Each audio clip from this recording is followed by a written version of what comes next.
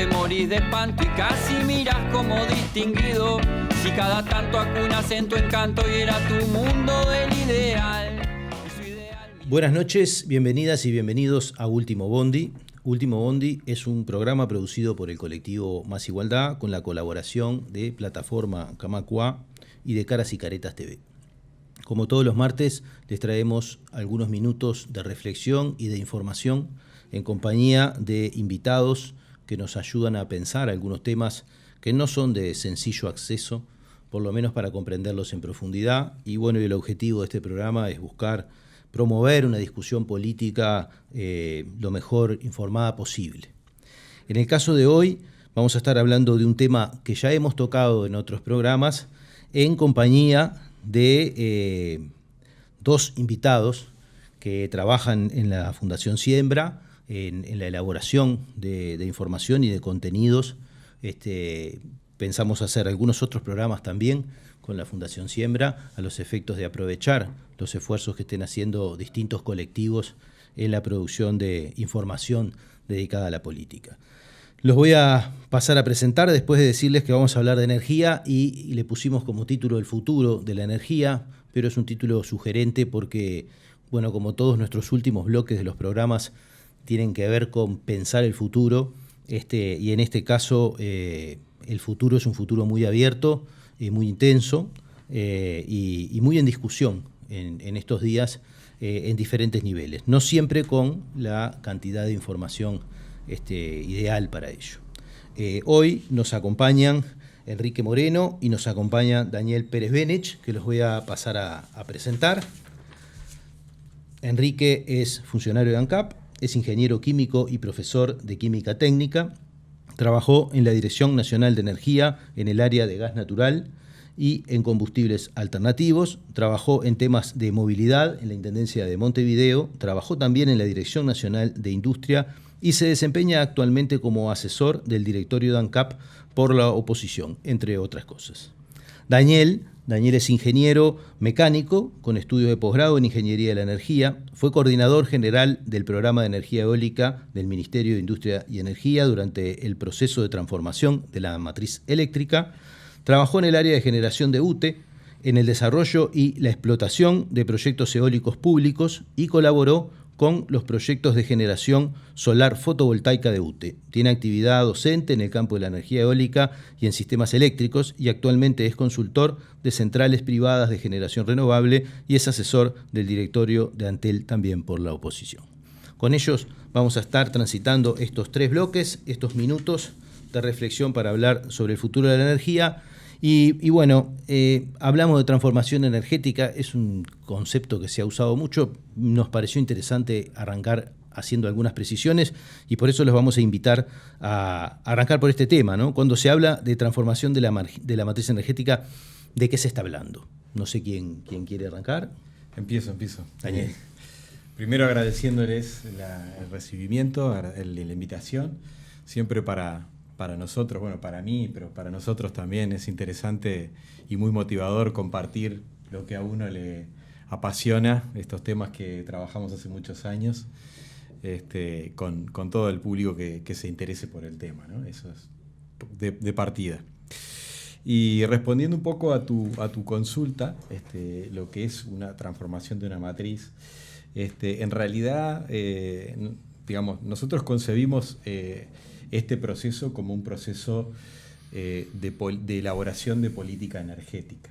Es un proceso complejo, multidimensional, y que, en los casos que tiene éxito, nunca es una iniciativa de uno o de dos, por más representativo o por más validez o que tenga esa persona para tomar una decisión, sino que es un proceso colectivo, ¿no? Y un poco para describirlo bajando a tierra, se nos había ocurrido empezar por una técnica que se hace muchas veces en la docencia, hablar de casos de éxito, digamos. Que me parece que eso nos va a hacer bajar bastante a tierra, ¿no? Pero en este caso elegimos un caso de éxito que no es ni en Europa ni en Asia, es muy vernáculo, digamos. Es un caso de éxito local, en el cual podemos hablar tranquilamente sobre la génesis, porque bueno, ninguno de los dos estuvimos involucrados en esa etapa, pero bueno, sí, más o menos todos conocemos el final o el desarrollo también. Esto se gesta en una iniciativa de quien tiene que tenerlo, y que es la Dirección Nacional de Energía del Ministerio de Industria y Energía, no porque la energía sea un tema exclusivamente de la Dirección de Energía, ahora vamos a ver, sino porque tiene que tener un liderazgo, ¿tá? Tiene que tener un liderazgo en esto. Lo que se hizo en aquel momento, estamos hablando del año 2006, fue buscar un asesoramiento con expertos internacionales que ayudaran al equipo que se ponía a trabajar en esto, en la Dirección Nacional de Energía, liderado por la Dirección Nacional de Energía, para poder hacer una construcción de políticas energéticas que recogieran las diferentes visiones de actores que se concebían como relevantes, ¿tá? En el momento y en el futuro. Porque cuando uno construye una política energética, una vía, tiene que escuchar y además considerar muchísimas dimensiones, ¿tá? Entonces, yo les voy a comentar, se consiguió a una consultora internacional, pero de Argentina. O sea, acá estamos hablando de, por ejemplo, de un buen ejemplo de colaboración sur-sur, o sea, aprovechar los talentos y las personas que tenemos en la región, no para que vengan a decir lo que tenemos que hacer, sino para que nos ayuden, nos guíen en una metodología para elaborar y construir en conjunto entre los actores nacionales involucrados en este tema. Y me traje un machete para no olvidarme cuáles eran los actores nacionales que estuvieron. Para decirles, estuvo obviamente la Dirección Nacional de Energía, como les decía, estuvo ANCAP en los talleres que se organizaron para ello, estuvo Salto Grande, por ejemplo, también estuvo la Federación ANCAP, o sea, el sindicato de ANCAP representado, también estuvo la Intendencia de Montevideo como actor relevante, también estuvo Dinama, un poco lo que decía, aquí no estamos hablando de que, como estamos hablando de energía, es exclusivamente la Dirección de Energía, estamos hablando de que el medio ambiente es obviamente un tema muy importante cuando hablamos de políticas energéticas, ¿no? Estuvo ADME, que es el administrador del mercado eléctrico, estuvo la URSEA, que es la Unidad Reguladora de Servicios de Energía y Agua, estuvo el Ministerio de Economía, si será un protagonista importante en cualquier proceso que se tenga que encarar, estuvo UTE, obviamente, y también estuvo el Ministerio de Ganadería, ¿tá? Entonces, vamos a ver un poco qué es lo que salió de ahí. Eso fue un ciclo, ¿no?, de talleres donde se recogió cuál era el punto de vista de cada uno, y de ese ciclo de talleres salieron 8 objetivos, ¿no?, y en cada objetivo una línea de acción. Una o varias, en realidad varias líneas de acción, mínimo 4 líneas de acción. Estamos hablando de, en total, 35 líneas de acción, ¿tá?, que salieron. Estamos hablando un poco de arqueología, si se quiere, ¿no? Estamos hablando de 2006, ahora sí, que un año es muchísimo. Bueno, pero un poco respondiendo a tu pregunta, cuando uno planifica en energía, tiene que planificar viendo todos el abanico de cosas que están involucradas y además pensando a futuro, muy a futuro. Aquí las inversiones son a largo plazo, aquí las personas se tienen que capacitar para hacer un trabajo a largo plazo. Entonces, retomo, 35 líneas de acción, ¿tá? Ahora, antes de venir al programa, repasaba cuántas líneas de acción de esas finalmente, hoy por hoy, podemos decir, las seguimos, las cumplimos completamente. Bueno, estamos hablando de que 24 de ellas fueron completamente cumplidas, ¿no? O sea que estamos hablando de un 69%, casi un 70% de esas líneas de acción que surgieron en el 2006, finalmente en nuestro país, a través de diferentes herramientas, porque tal vez todo el mundo se recuerda, el acuerdo multipartidario, inversiones de parques eólicos, de solares, bueno, cosas que no tienen tanto marketing como son las plantas de biomasa, eficiencia energética, bueno, ese tipo de cosas que salió de una construcción de un colectivo, ¿tá?, y que hoy por hoy lo podemos ver como un caso de éxito fantástico. Luego, los protagonistas, las personas protagonistas, no son las mismas. si uno repasa, no quiero repasar los nombres obviamente, pero repasando los nombres uno dice, bueno, pero esta persona ya no está más. Pero sin embargo, ¿qué pasa? Los lineamientos se tornaron lineamientos de Estado. A lo largo de los años se tornaron en lineamientos de Estado, en políticas de Estado, y diferentes actores, tanto los que nombré yo que estaban involucrados en estos talleres, como otros que vinieron después, fueron colaborando. O sea, yo en mi etapa de coordinador del programa de energía eólica, esto era una Biblia. Y además todo el mundo, o sea, los actores con los que yo intercambiaba, o mi equipo intercambiaba, ya sabía hacia dónde iba el país. O sea, había un rumbo y no era salir a lo que salía el otro día, ¿no? O sea, yo creo que más o menos traté de responder lo más concreto posible, pero lamentablemente en un minuto no se puede. Lo que tú preguntabas respecto de cómo construir de alguna forma una política energética, ¿no? Un cambio de matriz energética. Enrique. Bueno, muchas gracias por la invitación. Sigo un poco el relato de Daniel. Nosotros nos conocimos en la Dirección de Energía, ¿no? Somos amigos, pero nos conocimos. En mi caso, funcionario de ANCAP, había ingresado en el año 93. Y en el año 2006-2007 yo había ganado un concurso para ir a otro área del Estado. Y se produjeron lo que eran los talleres que mencionaba Daniel, donde había participado un amigo mío, dirigente de la Federación ANCAP. Y bueno, dentro de lo que se discutió ahí, se estableció un plan de 4 ejes estratégicos, uno de los cuales involucraba la parte institucional. Evidentemente, después de muchos años de gobiernos neoliberales, realmente la Dirección de Energía era una oficina de trámites, lo que lamentablemente hoy se ha vuelto a convertir. Entonces ese amigo de la Federación ANCAP me dice, están desesperados por reclutar gente que tenga algo que ver con la energía. Y bueno, algo de la parte fósil yo sabía, tuve una entrevista y ahí tuve que decidir si iba al puesto que había ganado por un concurso o fui en comisión. Y yo fui en comisión a la Dirección de Energía. Y fue una época muy fermental. A partir de ahí, en la Dirección de Energía ingresó gente, mediante concursos se fue fortaleciendo y bueno, más tarde yo me retiré. Pero como decía Daniel, cuando se habla de energía, y tenemos que aprender de los casos de éxito, casi nunca se trata de que hay una fuente exitosa. Ya vivimos nosotros, el caso de los biocombustibles eran la solución, la energía atómica era la solución, la energía eólica la solución. En realidad, y hoy en día es el hidrógeno la solución.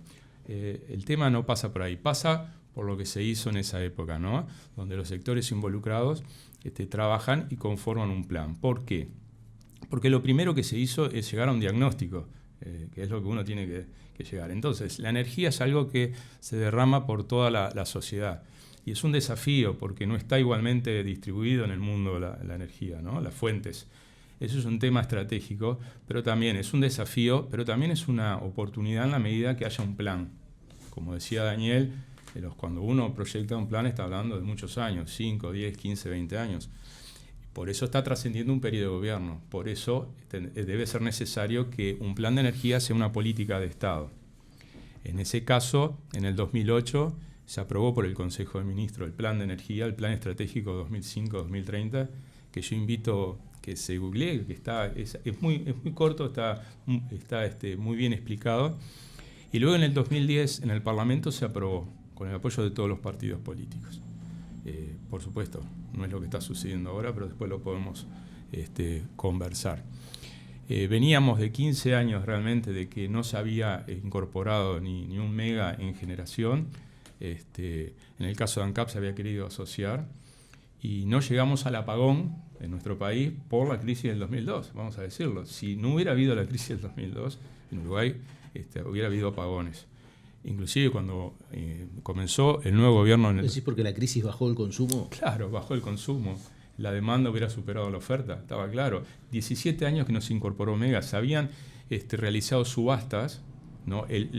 Se había apostado al sector privado, lo mismo que había hecho Brasil en su momento, el estado de California, y fueron un fracaso porque el sector privado no arriesga en estos casos, sobre todo cuando un país como Uruguay tiene una base hidroeléctrica de energía muy impotente. Digo, si yo solo te voy a vender cuando hay necesidad, puede pasar muchos años. Entonces, hicieron subasta, se declararon desiertas.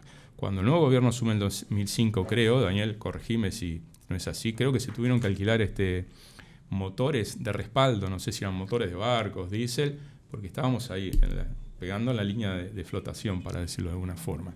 Lo único que se había hecho, vale la pena recordar, grandes inversiones en lo que era el tema del gas natural, que fue un fracaso.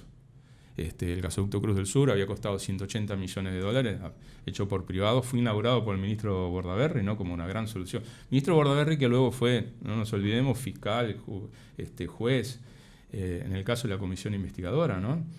En la comisión investigadora de la regasificadora. De la ANCAP, de todo, ¿no? O sea, el mismo que inauguró lo que tenemos enterrado ahí, que estaba destinado a transportar 6 millones de metros cúbicos por día de gas, que en la mejor época transportó 500.000 metros cúbicos de gas natural desde la Argentina, luego se erigió como juez, ¿no?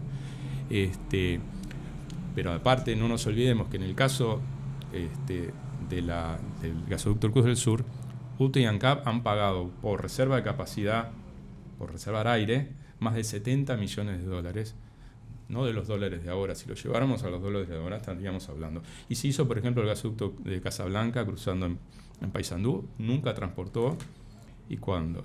Pero no quiero extenderme sobre esos temas. Lo cierto es que en el 2005 la situación energética era muy complicada. Se definió un plan con 4 ejes estratégicos, uno institucional, un eje institucional, uno de oferta, otro de demanda y otro social.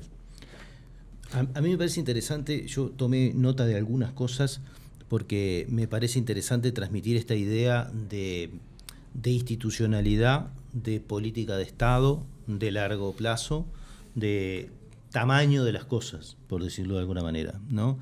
Porque me parece que estas no son cosas que se han tratado muy livianamente cuando se enjuician incluso proyectos, ¿no?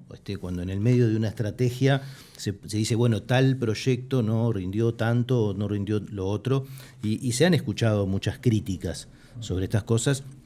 Creo que la central ha sido sobre la regasificadora, que hace poco se archivó el proceso judicial que vos aludías de una manera o de otra en la justicia por supuestas y presuntas irregularidades, pero de las cuales se enunciaba un costo que, bueno, quienes han participado han traducido que no tiene nada que ver el costo real efectivo de pérdida con el costo que salía todos los días por la televisión, o con los distintos costos, porque continuamente se abusa de esta dinámica de la comunicación donde nadie sabe quién lo dice ni por qué lo dice, pero se dice y se repite. Como un remate de costos. Es como un remate de costos para pasar facturas políticas, sin discutir un poco que una política energética, ¿no? Una política de energía, más que una política energética, se trata de una enorme cantidad, de un montón de proyectos que van sobre una diversidad de asuntos, donde los cuales naturalmente algunos tienen mejores rendimientos que otros, y que se deben ir corrigiendo los plazos, y que además tenemos antecedentes, como esto que traías vos,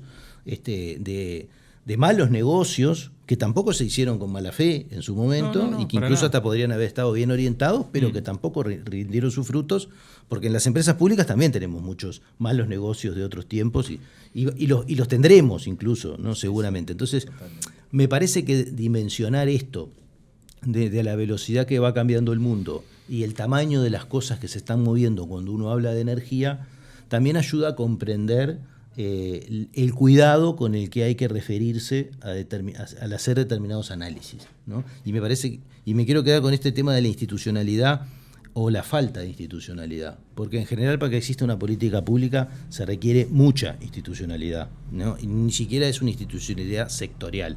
En general se requiere intersectorialidad, se requiere años de discusión. Estamos viendo ahora las discusiones sobre el agua, un poco, ¿no? Sobre de quién fue la culpa y cuánto tiempo llevó esto y cuánto tiempo llevaba a estudiar a hacer una cosa. Desde hace cuántos años que se venía estudiando soluciones parecidas, y uno se da cuenta que determinadas políticas públicas no son un chasquido de dedos, ni una resolución al barrer. Sí. Tal vez el término no es el más académico, ¿no? Pero da como una cosa el escuchar cómo se bardean algunas iniciativas por discusiones electorales coyunturales y menores, ¿no? O sea, en el tema energético, para volver a nuestro tema, muchas veces hemos escuchado que algunos actores dicen, bueno, pero les pagamos la energía aunque no la generen, ¿no? Como si eso fuera algo terrible, ¿no? Y va contra toda lógica. Y evidentemente cuando uno construye un plan de expansión tiene en cuenta absolutamente todo eso y sabe que va a suceder, y lo que tal vez no piensa es que haya algunos actores que simplemente toman esa pequeña anécdota como un ejemplo, digamos, terrible para poner en la coyuntura política menor, digamos, ¿no? O sea, esa discusión es la que ha salido un poco con las energías renovables, especialmente sí. con el viento, ¿no? Con el viento y con el sol, la sí, generación con eólica, ambas cosas. Que se dice de que en realidad se garantizan a los privados ganancias extraordinarias, por decirlo de alguna manera. Sí, bueno, en realidad sí, alguien lo ha dicho. La crítica, uno que escucha críticas de ese tipo de cosas es, bueno, a veces tengo que, o sea, mi sistema eléctrico no tiene la suficiente demanda como para que estén generando, ¿no? Entonces, yo lo que tengo que decirle a la empresa que está al parque eólico, tengo que decirle, mira, por más que tú puedas generar 50, topeate en 30, ¿no? Yo, digamos, administrador del mercado eléctrico, le digo, topeate en 30. Esos 20 que él no está pudiendo generar, no porque él no quiera, sino porque el sistema le dice, no me sirve esa potencia en este momento, bueno, los contratos que fueron firmados, efectivamente, establecen que el dueño de ese parque eólico tiene derecho a cobrarlos. Entonces, ¿qué se hace? Se desarrollan modelos que se desarrollaron con la Universidad de la República y demás, que lo que hacen es estimar lo que ese parque habría generado por esos 20 megavatios, porque eso depende de cuánto viento hay, para eso se le mide el viento. No quiero aburrir a la gente, pero se le paga eso. Entonces, eso se sabía desde el instante 1 que se hizo la decisión de ir por un mix de eólica y solar. No es un problema de gestión. No, para nada. Esto no es un problema de gestión, sino un modelo de negocio, es un modelo de negocio que se construye. Que incluso teniendo en cuenta eso y suponiendo, quienes hicieron las cuentas en su momento, dicen, bueno, supongamos que hay que pararlos y no podemos vender ese exceso de energía ni a Argentina ni a Brasil, porque por cosas coyunturales ellos no nos compran. Igualmente, me conviene a Uruguay invertir en esto, mucho más que invertir en otras fuentes de energía. Ahí yo quería ir a una cosa que vos dijiste, porque vos dijiste, durante 17 años no se generó un mega más. Claro, está relacionado con lo que está hablando Daniel. Y en relación con este apagón que nombrabas, que nos amenazaba cerca de los 2000, ¿cuál era la condición del Uruguay en ese sentido como para poder realmente emprender un proceso de desarrollo? Ninguna. A ver, siempre se dice que la energía más cara es la que no se tiene, ¿no? Y es cierto, la energía no solo afecta a las residencias, sino hasta en el mundo, cuando van a invertir en un país, se fijan en ese tipo de aspectos. Lo que sucedió es que los gobiernos neoliberales optaron, a veces por un tema de cuestiones ideológicas, ¿no? Por un modelo que ya el mundo había demostrado que no funcionaba, sobre todo en un país pequeño como el nuestro, ¿no? Por lo que te contaba, además una gran base hidroeléctrica donde nadie iba a invertir a riesgo. Cuando llegó en el 2005 el nuevo gobierno se encontró con el panorama, lo que tú decías. Y también lo uno con el tema de la institucionalidad que tú te referiste. El daño que se le hace cuando se criticó a ANCAP o, por ejemplo, las políticas que se hicieron, luego se pierde confianza por parte de la opinión pública, cuando en realidad hay hechos que demuestran que fue exitoso. Bueno, por eso es una buena oportunidad que tenemos ahora para explicarlo. Sí, yo estoy seguro que la gente, cuando hablas de gas y los problemas de los proyectos fallidos o de este tipo de cosas... Pero está muy bien lo que tú dijiste. No conoce Cruz del Sur, no conoce Casablanca, no conoce los montos de esas cosas y sí escucha la regasificadora como una cantarola permanente. Pero el fracaso es normal, es natural. Es parte del escenario. Sí, es parte del escenario. Y por eso uno juega muchos energéticos a la vez, ¿no? Exacto. Y la diversificación de la matriz energética fue uno de los elementos que surgió en el plan estratégico. Claro. Y hoy lo que se ha demostrado es justamente... Porque desde una cabeza más conservadora uno podría decir, nos iba bien con lo hidroeléctrico, durante lo hidroeléctrico el país se desarrolló hasta fines del siglo XX casi, entonces hay que hacer más represas. En realidad la discusión en aquel momento era, como decía Enrique, para bajar a tierra un poco lo que comentaba Enrique. La última central de generación de energía eléctrica que se había construido fue la Tablada en 1992. O sea que estuvimos hasta el 2005 sin construir una central de energía. La demanda subía y nosotros no teníamos, estábamos cada vez con más riesgos de cortes de energía. Por eso es lo que comentaba Enrique, de que realmente estuvimos al borde. Entonces sí, efectivamente hubo que alquilar motores, hubo que construir una central. ¿Qué era lo tradicional, seguir haciendo siempre lo mismo? Bueno, seguir construyendo centrales de generación de electricidad con combustibles fósiles. Eso era lo que el Uruguay sabía hacer, lo que había hecho, además de las hidráulicas, pero la última hidráulica es Palmar del 82, o sea, ya hacía mucho tiempo que no construíamos hidráulica, y nuestro país no tiene más potencial para grandes hidráulicas. Entonces, digamos, la inercia hubiera sido, bueno, seguimos poniendo térmicas, ¿no? Paramos la inercia, o sea, primero, se apagó el fuego porque se construyó una central térmica en Punta del Tigre de 300 megavatios. Mientras se construía, se hizo este proceso virtuoso para saber cuál era nuestro camino, para construir cuál era nuestro camino. Y de ese proceso virtuoso, hoy por hoy, hay unanimidad. O sea, ni siquiera el oficialismo actual, digamos, da problemas de esta transformación de la matriz eléctrica. Al contrario, la promociona en el exterior con bombos y platillos para bueno, como un gran proceso de Uruguay. Entonces, bueno, en esto no hay discusiones, digamos, hay unanimidad. Lo que realmente para nosotros es muy interesante y muy bueno, ¿no? Bueno, nos tenemos que ir en este bloque, que ya nos pasamos un poquito de la hora, y ahora volvemos un poco para hacer continuar este balance del proceso de transformación energética. En un minuto seguimos en el segundo bloque de Último Bondi.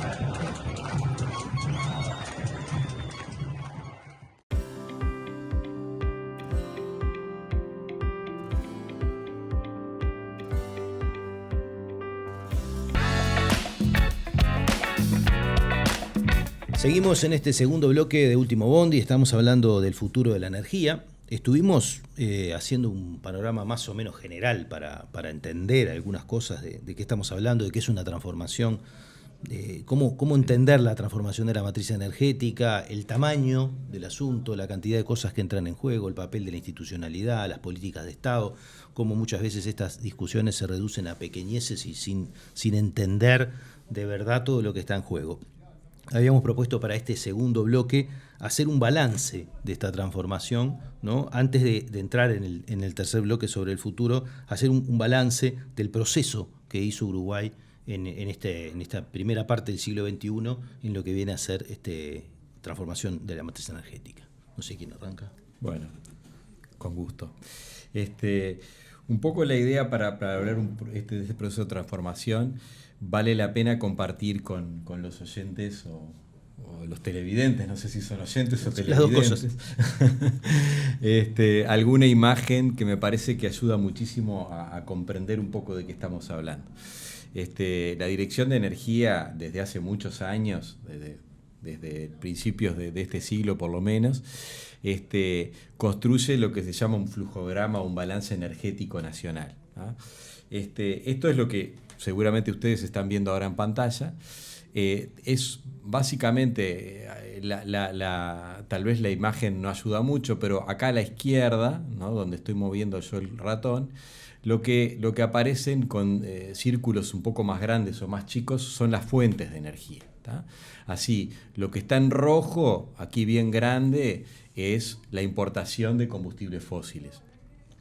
Lo que está abajo, también bien grande en verde, es la biomasa que se utiliza para las pasteras, digamos, para quemar lo que es el licor negro que genera energía para el sistema eléctrico. Y un poco más arriba tenemos en verde la eólica, en anaranjado la solar, ¿no? O sea que a la izquierda se ven un poco las fuentes de energía. Si nosotros vamos evolucionando hacia la derecha, ¿no?, al final vemos en qué se usa esa energía. En el medio hay unas cuantas rayas que no las vamos a repasar ahora, pero a la derecha se ve en qué se usa esa energía, y eso es muy interesante porque eso nos va a dar pie para más bien lo que hablemos en ese tercer bloque, que tiene que ver con qué se viene a futuro, ¿no? Y acá vemos dos muy grandes, uno que es el de los más grandes acá arriba, que tiene un dibujado un camión, es el transporte. O sea, esto es, en el transporte se utiliza gran parte de la energía que Uruguay genera. Ahí cuando hablas de transporte, es todo tipo de transporte. Todo tipo de transporte. Todo tipo. Autos, camiones, motos, transporte pesado, transporte liviano, todo tipo de transporte. Ligado a la industria, comercio, a todo. Luego el que vemos bien a grande acá también abajo es la industria, ¿no? O sea, la industria, pero como verán, la industria se alimenta de un tubo verde muy grande que es justamente la energía que generan las pasteras.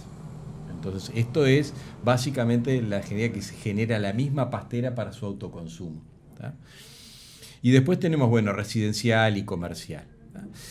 Que estamos viendo ahora es el último que está publicado. Yo los invito al que le interese este tema que lo mire. Lo podemos dejar en el link del programa también para el que lo quiera ver. Está en el sitio de la Dirección de Energía. Este es el último aprobado, que es del 2021. Es un trabajo muy profesional que hace la gente que trabaja allí todos los años, y para el procesamiento se demoran algunos meses. O sea, todavía hoy por hoy el del 22 no está, pero será publicado seguramente en estos meses. Bueno, eso te da por lo menos un panorama. Ahora, ¿qué es lo que, para cuando hablamos de transformación? Esto es la energía total, no solo la eléctrica. Cuando hablamos de transformación de matriz eléctrica, ¿ah? En realidad, vamos a aquí está. ¿Qué fue un poco, cómo caracterizamos en grandes números lo que fue la transformación de la matriz eléctrica de Uruguay? Entonces ahí lo que estamos compartiendo es un gráfico que a la izquierda indica cómo era la matriz de generación eléctrica entre los años 2011 y 2014, ¿tá? O sea, vamos a decir, un periodo previo a que se hiciera la transformación de la matriz eléctrica, ¿tá? Esto es sacado de los flujogramas que yo les estaba diciendo, ¿no? Entonces, esto es un promedio de entre 2011 y 2014. ¿Qué es lo que pasa? Si miráramos año a año, veríamos algunas diferencias por años secos y años húmedos. Este tema de poner un promedio de 5 años, de alguna forma te borra el hecho de, porque ahí hay años secos y años húmedos que se compensan, ¿tá? Entonces tenemos que la energía hidráulica daba el 75%, como estábamos diciendo, era muy hidráulico el país, y la energía térmica daba el 22%. ¿tá? Había algo de eólica en 3, pero básicamente casi nada, había algún parque. Pero entonces nuestro país era hidráulico-térmico. ¿tá? Ahora, ¿qué pasa? Luego del proceso de transformación de la matriz eléctrica que estamos hablando, es esta otra distribución. ¿no? Esto, de nuevo, es un promedio de 5 años entre 2018 y 2022, o sea, 5 porque tenemos en cuenta el 18 y el 22 también. Entonces se borra lo que es años secos y años húmedos. ¿tá? Y lo que antes era 3%, una cosa muy pequeña de eólica, bueno, se tornó en el 41%. O sea, el 41% de la energía eléctrica que se genera en Uruguay viene del viento. El otro 47% es del agua. O sea, de una matriz hidráulico-térmica terminó siendo una matriz eólico-hidráulica. Y este 9% que aún tenemos de térmica, como promedio de estos años, ¿cómo lo explicamos? Básicamente esto es, como dice el título, composición de la generación de energía eléctrica en Uruguay. ¿tá? Esta energía eléctrica se genera parte para el mercado interno y parte para la exportación.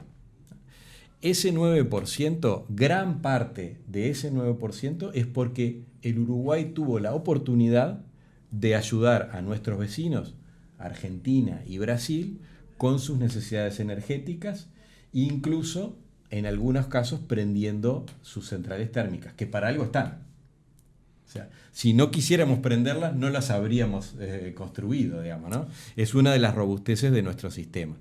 Entonces, fíjense, esto es un poco lo que se gráficamente y muy, muy evidente, lo que se habla, qué fue la transformación de la matriz eléctrica en números. Sin embargo, bueno, esta otra transparencia, lo que quería mostrarles es esa línea verde que ven un poco que sube y que baja, es la exportación de energía eléctrica de Uruguay. Como ven, el primer punto acá es el 2011, ¿no? Para decir un pasado bastante remoto, cuando teníamos aquella matriz que no tenía nada que ver con la actual. Ahora lo que tenemos es... ahí en el 2011 tenés la curva roja que es la importación. Exacto. La verde es la exportación. En ese año todavía importábamos más de lo que exportábamos. Sí, mucho más. O sea, el país en esos años, digamos, no solamente si fuéramos para atrás, era un importador neto, ¿no? Un importador neto, sí. Principalmente. Importador neto y cerca del apagón. Y cerca del apagón, además, sí. Porque dependíamos si Argentina tenía, porque no teníamos la interconexión con Brasil, dependíamos si Argentina tenía excedente y que nos diera, ¿no? Le rogábamos a Argentina el precio que tuviera, le comprábamos, ¿no? Bueno, acá la cosa se revirtió, o sea, lo verde es lo que exportamos de energía eléctrica, ¿tá? Y la marrón sigue siendo la que importamos, o sea, aplanamos la importación, porque invertimos en centrales de generación, y empezamos a exportar. A medida que fuimos invirtiendo en centrales de generación, porque además esto no es de un año a otro, se terminó en 2018 aproximadamente esa gran instalación de energía eólica y solar, empezamos a exportar mucho más, ¿no? Hasta llegar a este punto, que es en el 2021, este pico acá, es en el 2019, en el cual ese año el 27% de la generación de energía eléctrica de Uruguay fue para exportar. ¿tá? O sea, eso era completamente inédito. Sí se habló bastante de este 25%, que es el 21%, porque ¿qué pasa? ¿Por qué se habló bastante de este 25% en Uruguay? Porque en ese año la energía eléctrica era muy cara en Brasil. Claro. Entonces lo vendíamos... Un récord de precios. O sea, si miramos la balanza comercial, fue mejor este año, el 21, que el 19. Pero lo que a los ingenieros nos gusta mirar y es... La cantidad de energía que produjiste. Claro, sí. Cómo funcionó el sistema que nosotros diseñamos. Bueno, cómo funciona el sistema más allá de años y atípicos, funciona como lo marca la curva punteada. O sea, claramente nuestro país hizo una evolución en el cual la estructura de nuestro sistema de generación de energía eléctrica ya prevé que nosotros vamos a exportar energía eléctrica. O sea, eso está pensado así. Está pensado así, está diseñado así. Y uno podría pensar, vamos a mirar el año 2020, ¿no? Año 2020. Bueno, exportamos muy poco. Bueno, muy poco si no lo comparamos con estos otros, ¿no? Comparado con los de 2009. Exportamos muy poco. Lo que pasa es que fue un año seco. Y además importamos bastante. ¿No? Importamos bastante. Y ahí, y uno podría decir, ese año salió mal la cosa. No, ese año no salió mal la cosa. Las interconexiones internacionales con Brasil, en este caso con Brasil, que son 500 megavatios que se construyeron también hace unos 5 años, si no recuerdo mal, que se inauguraron, nos permite importar energía a un costo para Uruguay mucho más barato que si tuviera que generarla cuando no hay viento o no hay agua. Entonces, este número no es una mala noticia. Eso quiere decir, funcionó la optimización energética regional, que es un concepto para quienes trabajamos en sistemas eléctricos, energéticos, es importantísimo. Quiere decir que hay alguien en la región que lo puede producir barato y lo suministra a los demás. Lo mismo que cuando pasa con Uruguay, que tiene exceso y lo puede producir barato y se lo da a Brasil o a Argentina, igual. ¿Y qué pasa? Es un gana-gana. Claro. O sea, si Uruguay no hubiera tenido... El que tiene mejores condiciones produce y se lo exporta. Y se lo exporta al otro. Y en el caso de Uruguay, si no hubiéramos tenido esta interconexión, hubiéramos tenido que generar, y probablemente importando petróleo, ¿no? A mayores precios, utilizando el agua. O sea, por eso, el que estos números altos de exportación son buenas noticias no quiere decir que los bajos, o sea, los altos de importación sean malas noticias. Quiere decir que funciona bidireccional la optimización energética regional. Ese concepto es súper importante. Entonces, este gráfico muestra algo que nos enorgullece también, el hecho de que nuestro sistema eléctrico de generación también tiene interconexiones sólidas, fuertes, con Argentina 2.000 megavatios, con Brasil 500 por ahora, que nos permiten ir caminando hacia esa optimización energética regional. Y quería compartir también, un poco caracterizando lo que es lo que fue el cambio de matriz energética. Aquí lo que estamos viendo son dos mapas de Uruguay. ¿Tá? El de la derecha es antes, ¿no? Pongámosle año 2011, 2012. ¿No? Básicamente teníamos centrales en el Río Negro y las hidráulicas, ¿tá? La central de Salto Grande, alguna central de baja potencia, probablemente de biomasa, y las centrales térmicas en Montevideo. Eso era la generación de energía eléctrica en Uruguay. Y se transformó lo que es a la izquierda. ¿No? Y ahí me parece que es interesante, mirando esta imagen, hablar de las tantas otras dimensiones que tiene esta transformación de la matriz. Igual vamos a hablar algo de las dimensiones económicas, de cuánto ganamos. Digo, eso te lo voy a decir, pero porque hay un cálculo de cuánto ganamos. Pero no es todo dólares, y no es todo pesos. O sea, acá hay cuestiones de desarrollo local, de viabilidad. Acá estamos hablando de fuentes de trabajo, como se ven en este mapa, en todo el Uruguay. Principalmente el viento está y el sol está donde las zonas no están tan desarrolladas o donde no hay tanto superávit de trabajo, donde hay más desempleo. ¿Tá? Y acá se crean puestos de trabajo de calidad. O sea, trabaja principalmente gente, técnicos electromecánicos, bueno, ingenieros también, pero técnicos prevencionistas, bueno, todos los servicios que hay alrededor de caminería, de, bueno, diversos servicios que necesitan las centrales eólicas para arreglar las palas, o sea, tercerizado, pero digamos, en puestos de trabajo genuinos y directos, esto que se ve acá a la izquierda representa aproximadamente 250 puestos de trabajo estables diseminados en el país. muy diferente de lo que es acá a la derecha, que estaban concentrados principalmente en Montevideo, alguna cosa en el Río Negro. Eso como una de las digamos, dimensiones importantes que tiene que ver el cambio de matriz eléctrica.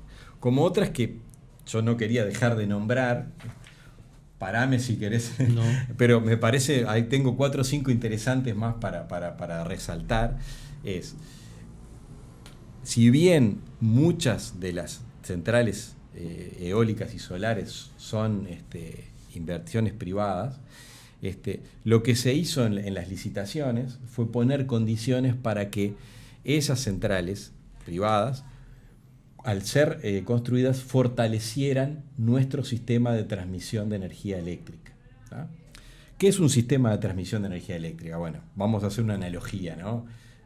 Pensemos en las rutas nacionales, ¿no? Si yo quiero ir a Minas de Corrales, primero tengo que ir por la ruta 5, después tengo que tomar una ruta un poco más secundaria. Bueno, las arterias principales, digamos, donde va un flujo importante, ¿no? La arteria aorta y después las otras pequeñas venas o arterias. Bueno, las arterias principales es el sistema de transmisión, la que lleva la gran cantidad de energía entre las centrales de generación hasta los centros de consumo. Quienes querían invertir en centrales de generación e iban a tener un rédito económico razonable, no es que se enriquezcan, pero tienen un rédito económico, obviamente, estaban obligados a invertir en nuestro sistema de transmisión. Esa inversión queda completamente para el erario público, para la UTE, o sea, no es que sean dueños de líneas de transmisión. Tienen que donar equipamiento para la UTE y tienen que construir líneas que son públicas. ¿Tá? Entonces, nuestro sistema, yo no quise mostrar para no aburrir los sistemas de transmisión previo y posterior, pero para quien conoce el tema también impacta. O sea, tenemos un sistema de transmisión mucho más robusto, mucho más fuerte. Ahí se benefició muchísimo el país y sin hacer una inversión, 0 pesos de inversión. Todo lo invirtió el privado que necesitaba hacer las centrales eólicas o solares. Otra, mejora de balanza comercial. O sea, el Uruguay, al importar menos petróleo y al exportar energía, o sea, esos números mueven la aguja de verdad. O sea, no es que sean detalles, uno los ve en la balanza comercial. Ahora vamos a ver cuántos millones más o menos se ahorraron, pero eso es importante. Bueno, la dimensión medioambiental, mucho menor emisión de gases de efecto invernadero. Teníamos un 20 y pico % de matriz térmica, ahora tenemos un 9% porque exportamos. Si no exportáramos energía térmica, tendríamos entre un 2 y un 5%, máximo un 5%, un año muy, muy seco. ¿Ah? Después, otra cosa bien importante es que nosotros estamos pudiendo utilizar mucho más agua de los embalses. Esto es un razonamiento un poco complejo, no voy a entrar en eso, pero al tener más recursos eólicos y solares, podemos exprimir más nuestros embalses de agua que ya tenemos, porque no corremos riesgo de que si los gastamos vamos a tener corte a futuro. O sea, los podemos utilizar mucho más. Y bueno, y ahora quería compartir con ustedes unos números que hicimos para ver, ahora sí yendo a los bifes de los dólares, que mucha gente es lo único que les importa, pero no es a quienes queremos construir o hemos construido o hemos trabajado en políticas energéticas, pero sí importan, obviamente que importa, ¿no? Estamos hablando que desde el 2015, que comenzó a hacerse esta transformación de matriz eléctrica que vemos, hasta el 2022, o sea, si vemos en los últimos años, el 2018 al 22, ahorramos por año entre 18, 700 millones de dólares, en el 19, 600 millones de dólares, en el 20, 188 millones de dólares, un año un poco más seco, en el 21, 522 millones de dólares. Eso es una comparación de lo que rinde la matriz actual en relación a lo que hubiera sido no haberlo hecho. Exacto. La diferencia entre haber invertido, o sea, si nosotros hubiéramos invertido en térmicas, como decíamos hoy, que es la inercia, era la inercia, ¿no? porque algo teníamos que construir, si no teníamos que hacer cortes, ¿no? Hubiéramos invertido en termos, hubiéramos gastado esa cantidad adicional a la que el Uruguay gastó. Entonces, en los últimos, este año se ha hablado, en nuestro ámbito, la gente conoce de un informe que yo ahora esta tarde lo consulté, un informe que hizo una universidad privada acá de Uruguay, la Universidad Católica, que estimaba que alrededor de entre 2020 y 2022, en 3 años, estimaba que se había ahorrado unos 1.600 millones de dólares. La estimación que tenemos, que es propia, es de 1.560 millones de dólares, o sea que en este caso estamos en el mismo orden de magnitud. No, pero coincide, casi, 1.560 a 1.600 es básicamente lo mismo, ¿no? Pero hay otro número que es muy impactante también, y es, pongámonos en las personas que trabajaban en Uruguay en el sector eléctrico cuando tuvieron que decidir, ¿vamos por el camino renovable o vamos por otro camino? Podría haber sido nuclear o podría haber sido térmica. Bueno, uno tenía que decir, bueno, ¿con cuál gano más? ¿No? Entonces, el valor presente neto, o sea, que es un concepto que en economía se utiliza mucho, o sea, ¿cuánto vale para Uruguay en el año 2015 el invertir en eólica? ¿No? O sea, ¿cuánto valió ahora con el diario del lunes? Ahora lo podemos decir con certeza. Valió 2.500 millones de dólares. O sea, entre el año 2015, para decirlo claro, entre el año 2015 y el 2022, el país, por haber seguido el camino que siguió, ahorró 2.400 y tantos millones de dólares. Eso impacta, ¿tá? Impacta mucho. Y es un caso de éxito.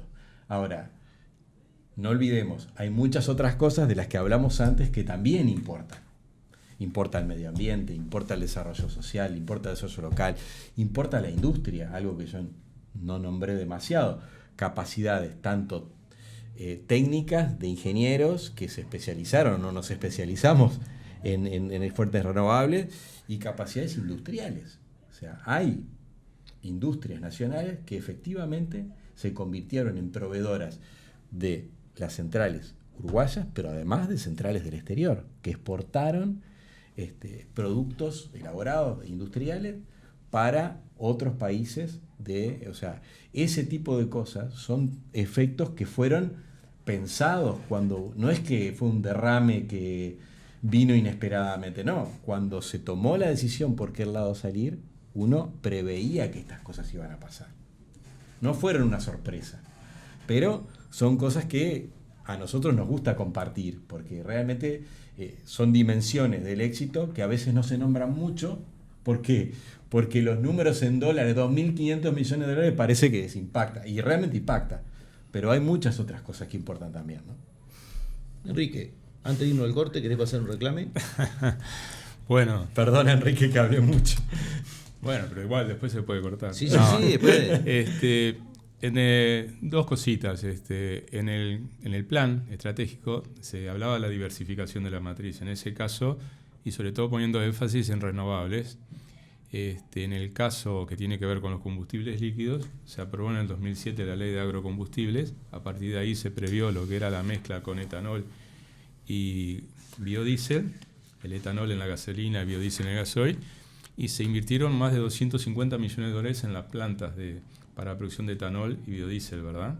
Pero además hubo que invertir 200 millones de dólares más en lo que tiene que ver con logística, porque el hecho de usar biocombustibles implicaba algunos cambios. Eso generó más de 4.000 puestos de trabajo.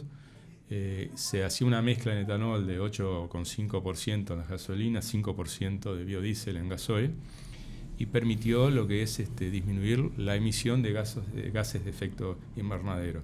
En este caso, el costo de los biocombustibles es mayor a lo que es el costo de los combustibles fósiles. Eso si no tomamos en cuenta el costo ambiental, ¿no? Pero además, en el caso de la producción de biodiesel, quedaban como subproductos harinas proteicas para alimentación animal. Estamos hablando de sustitución de importaciones de cientos de millones de dólares. En el 2016 Uruguay firmó el convenio, el Acuerdo de París, que se comprometía, y en la rendición de cuentas se comprometía a reducir la emisión de gases de efecto invernadero, y en el 2021 en la rendición de cuentas se eliminó la obligación de la mezcla. Por lo tanto, ahora estamos emitiendo más de 90.000 toneladas más por año de dióxido de carbono, o sea que estamos ayudando al cambio climático, ¿no? Eso es lo que sucede. Y lo otro, cortito, se gastaron más de $400 millones en la desulfurizadora. ¿Se acuerdan que fue todo un escándalo? El escándalo de ANCAP. Bueno, solo el año pasado, el margen de refinación, es decir, la diferencia entre cuánto me sale a mí comprar los derivados, importo, gasolina, gasoil, entre eso y comprar el crudo y refinarlo, fue $450 millones a favor de Uruguay. Es decir, si no existiera la refinería, el Uruguay debería haber gastado $450 millones más. O sea, es más que el costo de la desulfurizadora. Y esa desulfurizadora lo que hizo, retiró lo que era el azufre en los combustibles, por lo tanto, sin haber hecho esa inversión, no existiría ANCAP. Por suerte, yo creo que hoy ya nadie discute, ¿no?, lo que es la validez de la refinería. Bueno, estuvo en gran discusión en campaña electoral la cuestión de la refinería y la importación de combustible. ¿Se acuerdan de la...? Podemos hablar un poquito más en el próximo bloque. En el próximo bloque. Simplemente para dejar algunas cosas de resumen, ¿no? De que esto que tiene que ver con lo que más se conversa, que es lo que tiene que ver con lo económico y con las cuentas, ¿no? Estos 600, 700 millones de dólares que anualmente puede dejar de diferencia el haber salido del riesgo del apagón a salir al modelo exportador de energía, es superior a lo que el Uruguay invierte, por ejemplo, en políticas sociales del Ministerio de Desarrollo Social y el resto de la asistencia. Pensarlo, ¿no? los 600 superan millones. un punto del PIB. Estos 450 que decís más vos, los $600 millones de exportación a Brasil de energía. Digo esto porque hoy estábamos hablando del tamaño de las cosas, ¿no? Al principio empezamos a hablar de la complejidad y del tamaño de las cosas y de lo poco, de lo difícil que pero de lo difícil que es dimensionar del ciudadano cualquiera cuando está bombardeado por noticias pequeñas de cosas interpretadas con cierta maliciosidad o con pequeñez.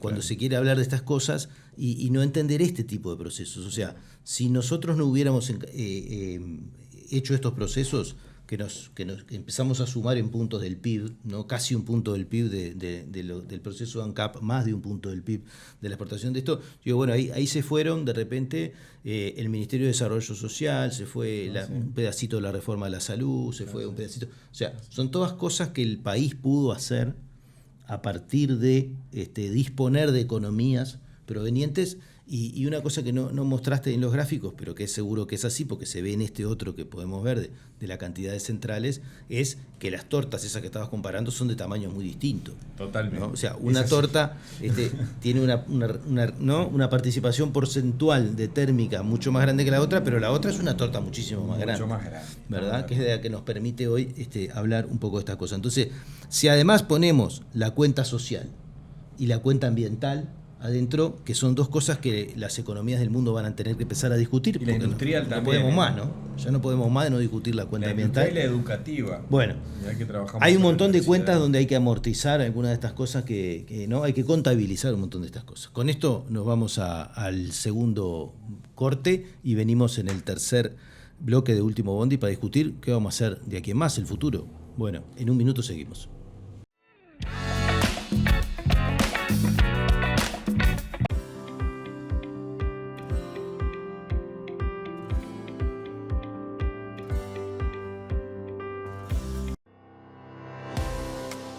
Nos une la defensa del trabajo y el derecho al descanso, apostando a crecer juntos y juntas. Nos une la memoria y una historia de lucha que llevamos con orgullo. Nos une jugar y divertirnos sintiéndonos iguales, caminando, sin dejar atrás a nadie. Nos une la democratización de la palabra. Nos une lo que nos emociona y moviliza. Nos une compartir y soñar el futuro. Con AEBU tenés derechos. AEBU, un sindicato, una comunidad.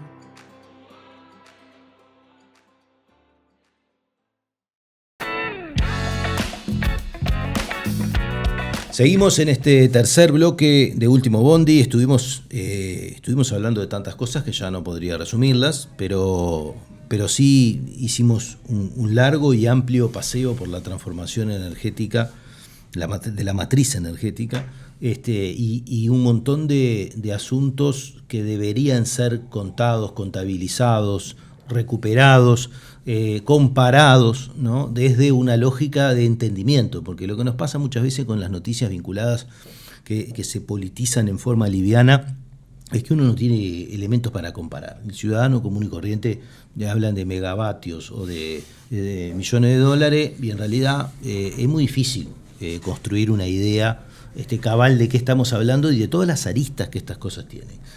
El futuro de la energía tiene todavía más aristas de las que empezamos a conversar acá.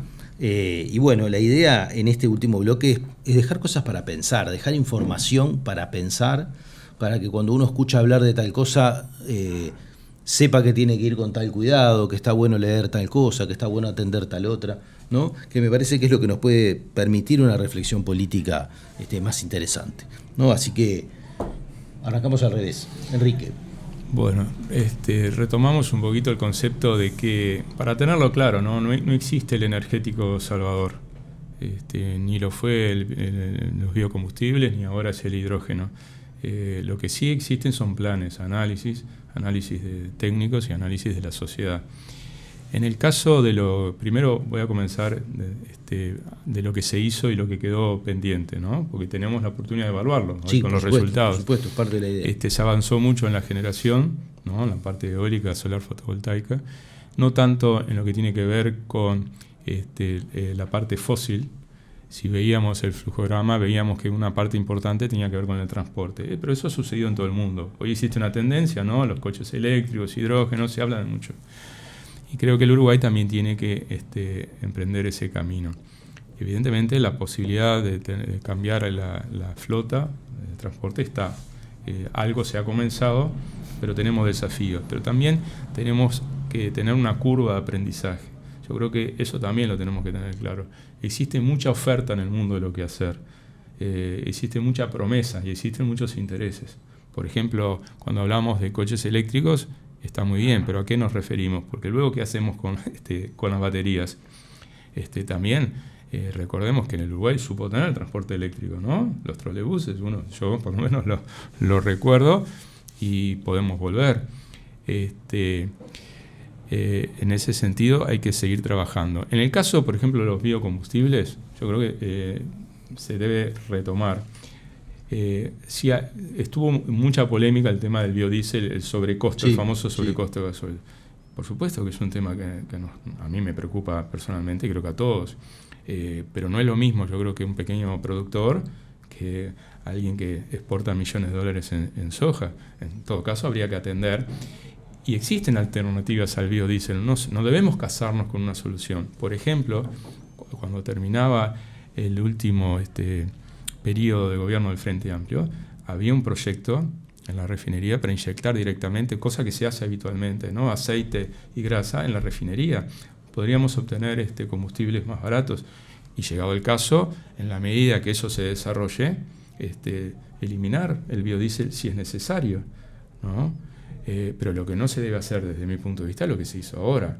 Se eliminó el biodiesel y no se comenzó lo otro. Por lo tanto, estamos emitiendo hoy 100.000 toneladas por año más de dióxido de carbono. Eso por un lado. Es decir, el flujograma nos daba algún sentido en que es el transporte, atacar el transporte. Y por otro lado, lo hemos conversado con Daniel, el tema de la demanda que se comenzó a trabajar, ¿no? Pero creo que eso es un potencial muy grande. No sé si querés continuar. Sí, claro. Pero una pregunta ahí. Acá también el tema de la demanda, hay como un paradigma mundial de la energía infinita, ¿no? O sea, vas por ese lado. ¿No? Va por ese lado. Igual que el agua infinita. Y claro. Todo infinito. ¿No? Sí, todo no siempre la solución es producir más energía. Va por justamente lo que acabas de indicar. Ah. Sí, en realidad, como al principio comentábamos respecto de lo que es el flujograma de la energía, nosotros como país veíamos que el transporte, como decía bien Enrique, forma una una parte muy importante de nuestra demanda de energía. Ya no estamos hablando de energía eléctrica, estamos hablando de energía. Hoy por hoy el transporte exclusivamente, en grandes números, es con combustibles fósiles, más allá de que bueno, hay algún inicio de automóviles y algunas motos eléctricas, pero aún en grandes números no es una cosa que se vea, ¿no? Entonces, nosotros identificamos ese campo, o sea, trabajar en lo que es el transporte, y cuando decimos trabajar en lo que es el transporte, estamos hablando, para que la gente entienda, digamos, ¿no?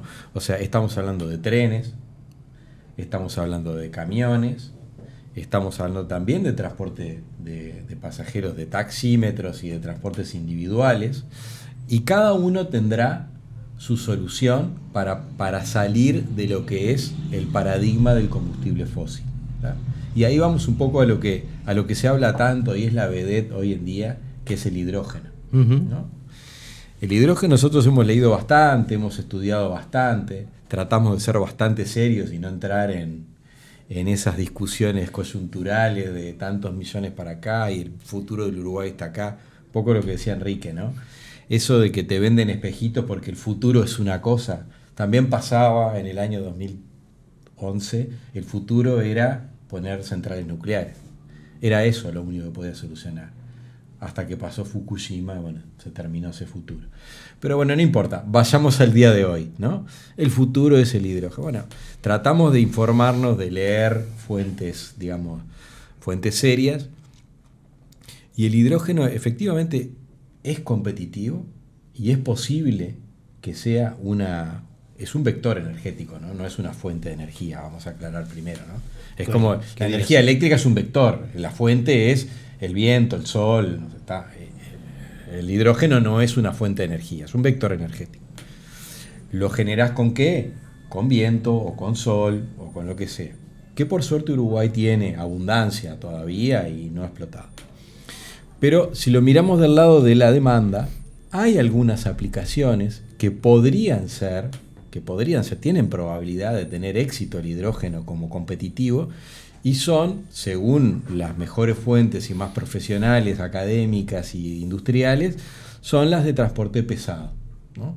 Podría ser que en el futuro, cuando hablamos del futuro, unos 10 años o algo así, pudiera empezar a haber ya y producción industrial de trenes que se muevan con hidrógeno o de barcos que pudieran moverse con hidrógeno.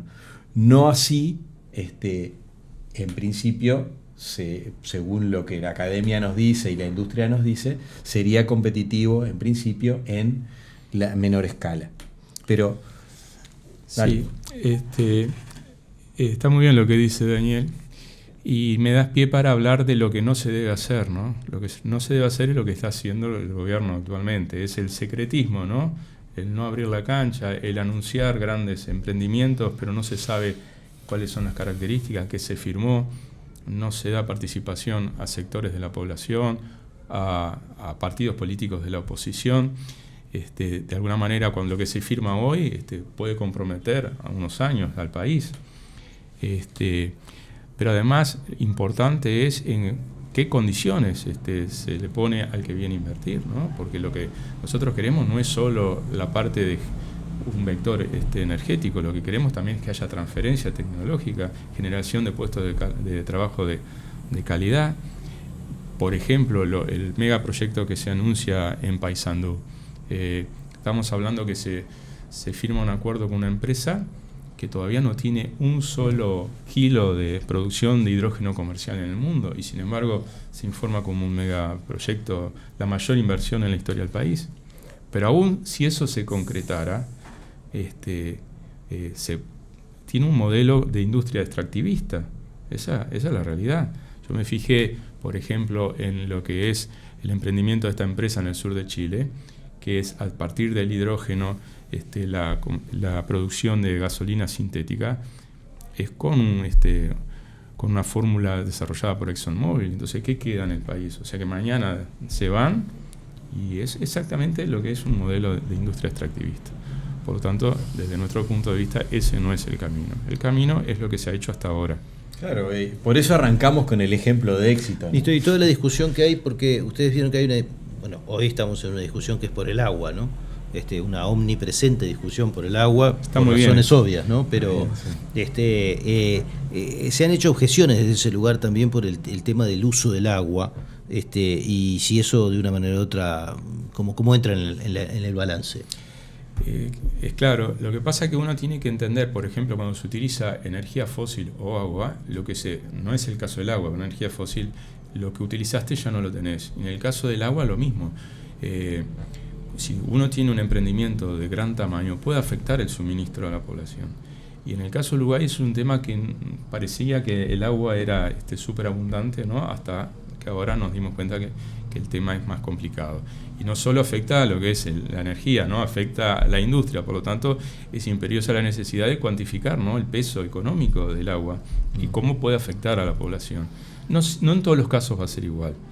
Uno puede tener un pequeño emprendimiento donde tenga un consumo moderado de agua, pero en el caso de un mega emprendimiento sí puede afectar y es un tema preocupante. Sí, finalmente del tema del agua también, supongo que la pregunta está asociada con los emprendimientos de generación de hidrógeno, ¿no? Sí. Termina siendo un tema económico, o sea, cualquier tipo de agua sirve, ¿no? Pero a la empresa que va a producir hidrógeno le sale más barato utilizar un agua pura, dulce, como la que hay en el acuífero guaraní, que utilizar el agua salada del océano, porque tiene que desalinizarla, tiene que hacerle otros procesos. O sea, termina siendo un tema económico. Termina siendo un tema económico si lo miramos desde la perspectiva de una empresa, ¿no? Porque la empresa va a tener una mayor tasa de ganancias si no tiene que desalinizar y potabilizar el agua, ¿verdad? Sí, pero eventualmente Uruguay podría decir, podés producir hidrógeno, pero usar el agua del océano. Sí, pero eso sería, en ese caso, la ventaja competitiva en este caso estaría en el agua dulce y no en el agua salada, porque si no lo haría en cualquier otro lugar del mundo. Cuando tu expectativa sí es solo crear condiciones para la inversión, lo que tú dices es correcto. Sí. Ahora, cuando uno tiene un plan, bueno, puede justamente tomar en cuenta esos aspectos. Sí, pero no es tan así como decís tú, porque ¿qué diferencia hay en nuestra zona del mundo, ya no solo en Uruguay, que en otros lugares del mundo? El recurso natural energético, el viento, el sol. O sea, ¿por qué Europa hace muchos años está instalando parques eólicos offshore, o sea, en el océano? No porque sea un mejor negocio. No es un mejor negocio, o sea, esto es claro, no es un mejor negocio hacerlo offshore. Hay más viento, sí, no es un mejor negocio porque la infraestructura, el mantenimiento, todo mucho más. Claro, las ventajas son varias. Acá tenemos el viento, agua es una, pero, sí. pero o sea, ¿qué es lo que uno está envasando cuando envasa hidrógeno? Es agua, pero también es viento y sol. Exacto, ambas cosas, todas esas cosas. Y bueno, hay que hacer, un poco volviendo al principio, ¿no? O sea, como país nos debemos ser serios y tener una planificación y no ir a los tumbos de responder a iniciativas de empresas privadas que pueden coincidir sus intereses con los del país o pueden no coincidir. Y no estamos diciendo que los emprendimientos privados son mala palabra. De hecho, esto que estuvimos hablando en gran parte se hizo con emprendimientos privados, pero siempre con una planificación desde el Estado. O sea, eso es lo que necesitamos de acá para adelante. Un Estado uruguayo que tenga los caminos claros, no un camino, ¿no? Una política, que son muchos caminos a transitar. Sí, que implican muchas instituciones, que implican mucha investigación, muchas discusiones, una actores base sociales, amplia, actores políticos, discusión base, abierta, exacto, pública, ¿verdad? Y algunos de los tópicos que podríamos decir que están en ese futuro sí o sí es esto, ¿no? O sea, los nuevos energéticos que aparecen. Y no buscar la varita mágica, el como transporte, decía Enrique, ¿no? Ahí tenemos todavía Yo creo que el transporte es clarísimo, y la demanda, ¿no? La eficiencia energética, lo que sea. La demanda del consumidor final, de los Exacto. hogares y de las el industrias. tema, por ejemplo, de la construcción, ¿no? Que haya requisitos para construir. Y creo que, por ejemplo, el Estado debería ser el primero, ¿no? En dar el ejemplo, ¿no? Que no se construya de cualquier manera. Eso evidentemente impacta en lo que es el consumo. Para cerrar un poco el concepto de que hablaba Enrique del transporte, podemos mirar una imagen que tenemos acá, que es la matriz de demanda, lo que estaba a la derecha del flujograma de la demanda del Uruguay en el año 2009 y el año 2021. ¿Tá? En el azul es el transporte. ¿Tá? En el año 2009 el transporte era el 29% de la demanda de energía del Uruguay. Hoy es el 40%. ¿Tá? Estos números son sacando el efecto de pasteras, porque las pasteras, bueno, de alguna forma maquillan los números, digamos, ¿no? No había pasteras en 2009 si no hubiera pasteras en 2021. Ahora, volvemos a esa idea de que igual la torta del 2021 es mucho más grande. Quiere decir que el consumo el consumo de los hogares se mantuvo más o menos proporcional. Exacto. Pero el consumo de transporte creció enormemente. Exacto. O sea, el desarrollo del país productivo llevó de una manera o de otra. El hogar sigue siendo 23-25%, antes era 23, antes era 25%, las industrias eran 32%, ahora bajó a 21%, ¿tá? Pero el transporte es 40%. O sea, un poco reforzando lo que estábamos comentando. Es una oportunidad impresionante para Uruguay utilizar sus recursos naturales en el transporte. Para eso, ¿qué hacer? Y bueno, buscar el vector de hidrógeno para el caso de que sea interesante hacerlo, no a lo loco, pero pensando en Uruguay, no pensando en la parte extractiva de vender, de que venga alguien y se lo lleve sin dejarnos tecnología, sin dejar nada. Buscar transporte eléctrico, optimizar obviamente, ¿no? Barcos, trenes, o sea, ese tipo de cosas es algo muy importante que debemos hacer. Y un tema que no tocamos, hoy Daniel decía, cuando se conformó el plan, participaron, ¿no? Empresas, instituciones. En el caso del Uruguay tiene los entes, ¿no? Los entes son instrumentos fundamentales, ¿no? Por las empresas públicas. Empresas públicas, y en este caso UTE y ANCAP, empresas energéticas, que tienen que tener un protagonismo. Es evidente, ¿no? En lo que es el futuro de cualquier plan energético. Lamentablemente hoy se los ha relegado. Baste mirar lo que es la hoja de ruta del hidrógeno presentada por este gobierno, que fue realizada por una consultora, se le pagó y hizo un copia y pegue de las hojas de ruta que podemos encontrar en Chile o España, y podados con, por ejemplo, obligaciones de transferencia de conocimiento. Y UTE y ANCAP, que ya tenían proyectos que en el desarrollo de hidrógeno, había un proyecto que llamaba Verne, en lo que era la administración anterior, le dieron de baja y realmente eso para nosotros es un retroceso, porque cualquier tipo de promesa pasa por un periodo de aprendizaje. La tecnología hay que adaptarla, hay que probar para saber cuál elegir. Bueno, nos tenemos que ir. Creo que fue muy nutritivo y entretenida la conversación. Creo que quedan muchas cosas para pensar y este asunto económico además converge todo este tema de la gestión de los recursos naturales ¿no? Y está en el centro de nuestra matriz productiva, ¿no? Podemos agregar a una visión que construimos en algunos otros programas conversando sobre el agua, como éramos agua dependientes en prácticamente todos nuestros bienes de exportación, también somos energía dependientes, y esa energía también está vinculada esencialmente y cada vez más a nuestros propios recursos naturales, cosa que también, por otro lado, es una linda noticia, pero también nos plantea un escenario de discusión política y ciudadana de mediano y largo plazo muy fuerte, ¿no? Porque creo que estas cosas, el dimensionamiento de esto no es lo que constituye la agenda de la política de todos los días, ¿no? Y en esto nos va la vida a todos. Bueno, les agradezco mucho. Por favor. A ustedes. Espero en algún momento que volvamos a continuar estas conversaciones. Y nosotros nos vemos el próximo martes en otra propuesta de Último Bondi.